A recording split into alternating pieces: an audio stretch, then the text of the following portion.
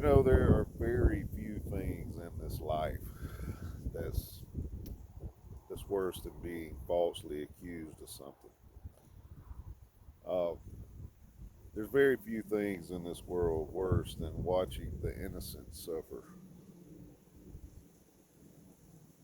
There are so many examples. I've been falsely accused of things myself in my life, and it's a hard process to have to go through. It's difficult to not be able to defend yourself and have your hands tied behind your back, to have to just keep your mouth shut. But Jesus, that's how he went to the cross. Jesus, after the Last Supper, they were in the Garden of Gethsemane when Judas came and betrayed him. Everybody knows the story. He was betrayed by one of the closest ones to him. And chief priest and all, they came with clubs and swords and all to arrest him. And he asked him, he says, "Well, I've been in the temple with you daily. Why didn't you arrest me then?" They could have arrested him then, but they was trying to build a case against him already. They had already had their mindset that they were going to accuse him of something that he had not done. And he actually faced capital punishment for that very thing. And he prayed to God. He prayed to the Father. He said, "Let this cup pass from me, please. Nevertheless, let your will be done and not mine." So after he was arrested, he did something that was just amazing to me. He didn't say a word.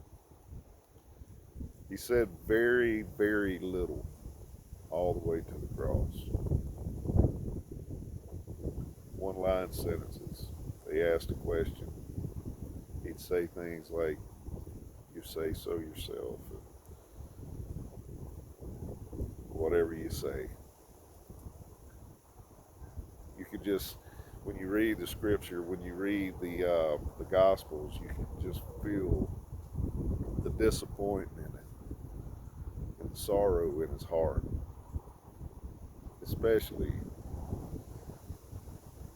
when you've been through something, when you've been falsely accused of something yourself.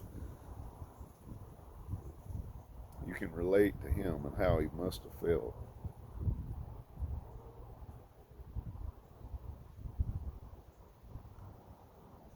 Jesus, he went through all of that,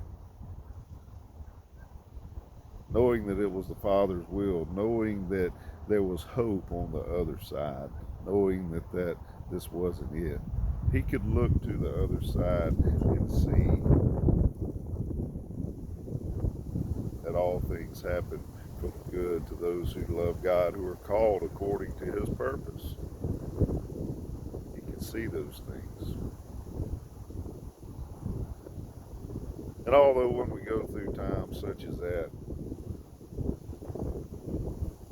it's very depressing, very disheartening, we want to defend ourselves. We have to come to the point, just as Jesus did. I'm not saying to roll over. I'm not saying to play dead. But I am saying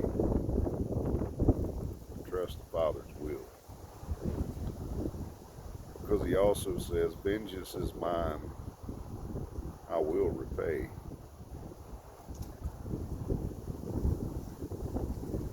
Have a good day.